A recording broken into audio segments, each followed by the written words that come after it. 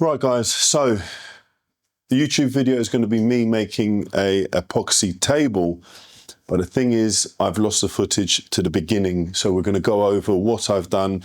I'm going to include some just pointers and some tips as to setting up. It's already been set up and I've poured 2 or 3 layers, so I'm going to try and catch you guys up.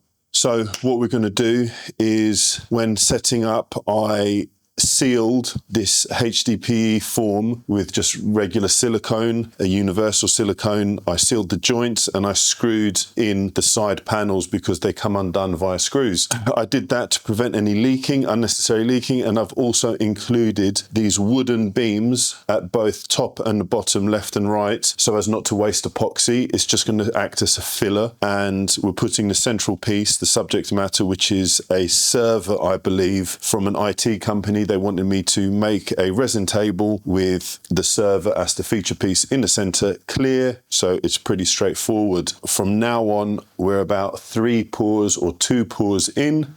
We're going to continue to do so. The resin I'm using is a new company, well, new to me, called Artline Wood Pro. I think this is the specific type that I'm using, but it's Artline Epoxy.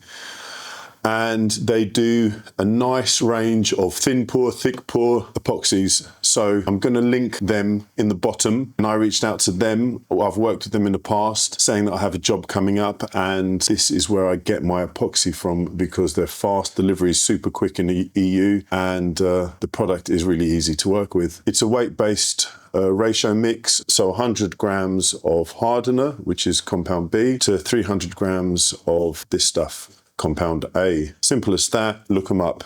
You can see it's a nice clear set, and we're just going to slowly introduce 4 kilos of epoxy at a time. With this epoxy, it's recommended you go up to 6 kilos maximum and you don't surpass that. So I'm pouring, to be safe, 4 kilos at a time, so it gives about 10 mil depth on each layer, maybe a little bit less than that actually, and I'm just building them up with a space of 10 to 15 hours in between each pour. Right now, we're going to pour the next layer, so come with me. Okay, so right now we're going to do the 4 kilo pour. The epoxy comes in 4 kilo kits, which is super convenient, to be honest. They do come in smaller kits, but for me, 4 kilo is just right because of the limitations with the 6 kilo pour. So 4 kilo is perfect. I don't have to measure anything out. I just pour both containers into the bucket and mix. I do one step after I've mixed, which you're going to see in a moment. And I usually start with the thicker pour because it takes longer. The viscosity is slightly thicker on the part A, so I always make sure this is out of the container before I start with B, as it takes some time, kind of sludges out. One thing to point out is I use a space heater to keep the room at about 18 degrees. I don't go too hot. They do recommend 20 to 24, but I keep it at about 18 because here in Czech Republic, we're coming out of winter and it's still quite cold. Okay, so that's out. Now for part B, and that's a simple pour out. You can see the viscosity is a lot thinner and it comes out a lot easier. Okay, so this is empty. What we're going to do now is mix it, and I use a cement mixer. You'll see what I mean. Okay, so when I say cement mixer, this is what I mean. So it's one of these, or a plaster mixer. It's not, I think it's a bit too heavy duty for a paint mixer, but it's one of these. Just use it to the drill. And what we do, we give it a stir, give it a stir for a couple of minutes.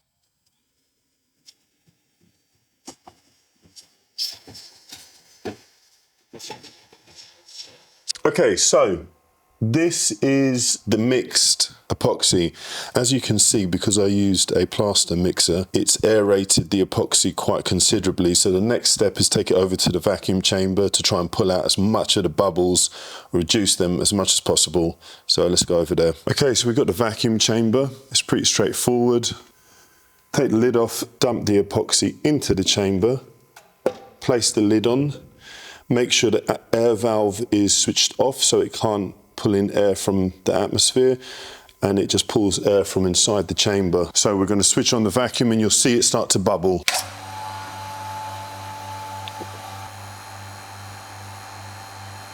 It takes a while, so we will come back when it's done. So it's bubbling now. What I'm going to do is release some of the pressure, and that will pop the bubbles. So we just turn the switch That's released the pressure and it's popped some of the surface bubbles. There's still bubbles inside which have to inflate and it'll be pop again. So we repeat the process 1 or 2, 3 times and just to get the majority of the stuck bubbles from out of the epoxy. So we have the epoxy and it's been degassed. Still bubbles in it, but a lot less. And they're going to go when I pour this layer. So it's a simple case. We just pour a little bit everywhere. Try and distribute it evenly. Let me get these out of the way.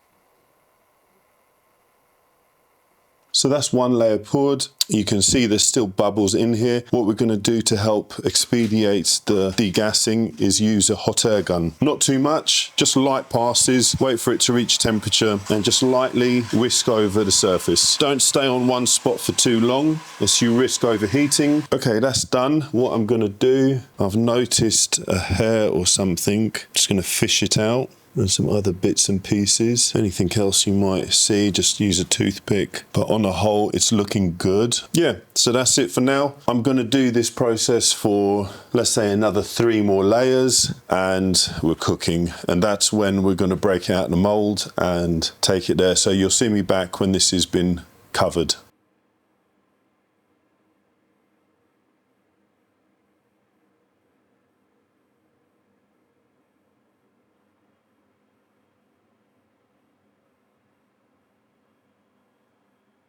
Right, so now we're coming to the final layer. At this point my microphone died, so I'm just going to narrate over the video. Not much else to say on this point, so we're just going to speed up the pour.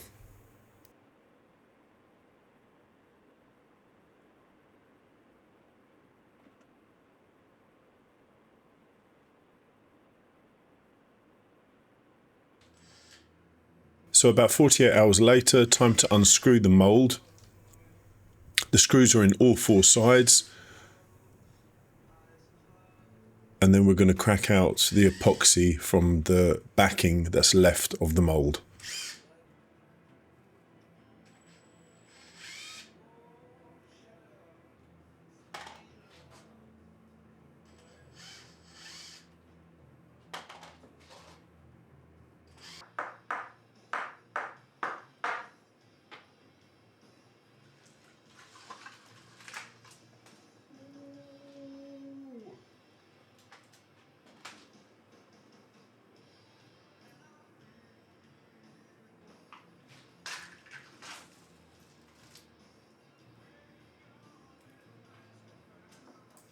So just using this spatula to pry the epoxy from the backing of the mould.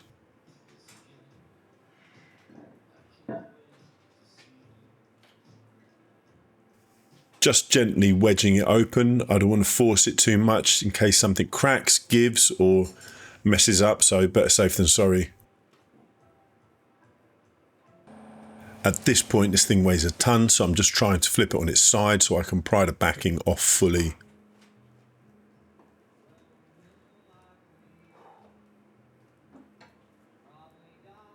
That done, it comes off fairly easily now.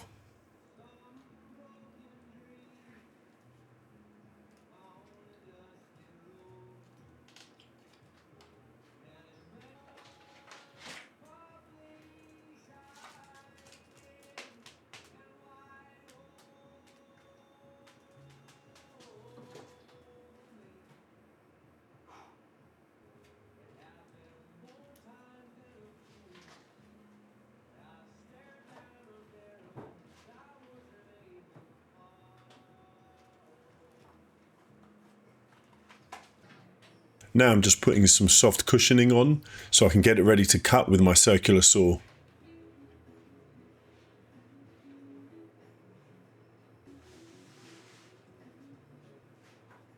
This thing's got to weigh over 60 kilos.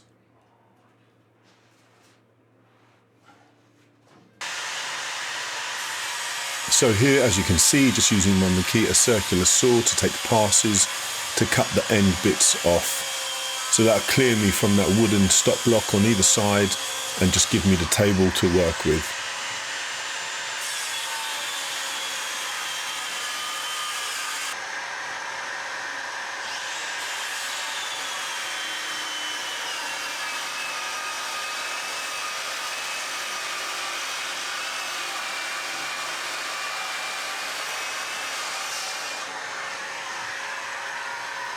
It didn't fully come off, so I just used a Japanese pull saw to take the last bit off.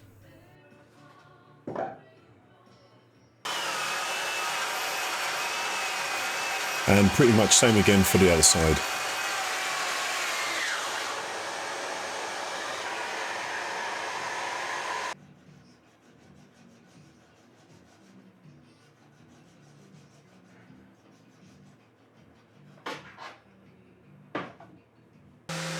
So pretty much we're at the stage where we've got the basis of the table.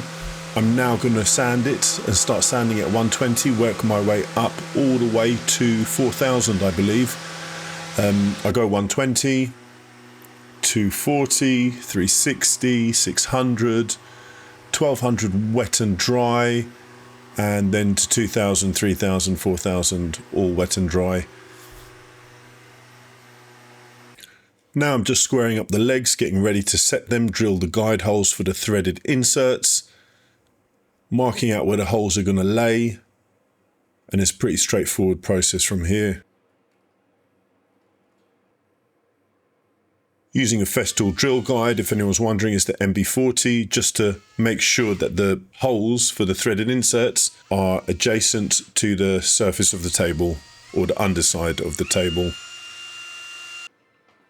So now that the holes are drilled, I make sure everything aligns. What I've done, I've put the bolts through and added the inserts onto the underside and just slotted them in. Everything seems to be good. But before we epoxy them in, it's the polishing stage. So I'm just using a 2-component polish. The first one is a slight cut, and it progressively works its way through up until a sort of polish ready surface. And that's when I do the fine polish.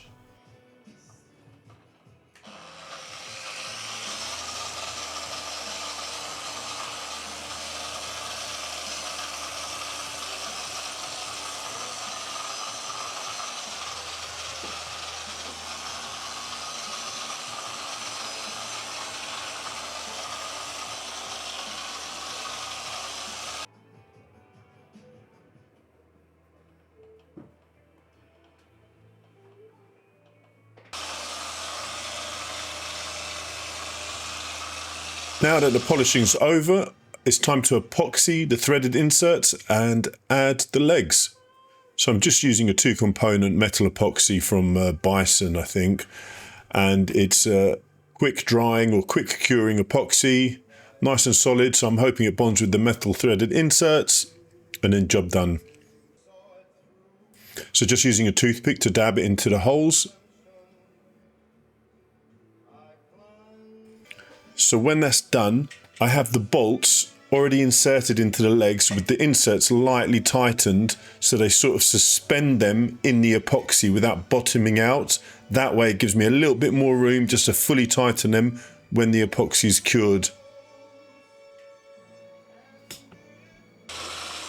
So now that's the threaded inserts curing in the epoxy. I'm just giving everything a final polish before I pack it up and send it out. So here's a final look at it. This is before the legs go on, and then we put the legs on and I ship it out. It needs a final wipe down before I give it to the customer, but otherwise it's pretty spotless. And the unfortunate thing is I didn't have time. By the time I finished this, I was on a deadline to give it to the customer. I couldn't get good footage because my main camera's battery died and I had to use my phone. So forgive the poor quality or change in color tone. So guys, that's the end of the video. Don't forget to like, subscribe, and leave any questions you have down in the comments, and I'll see you in the next video.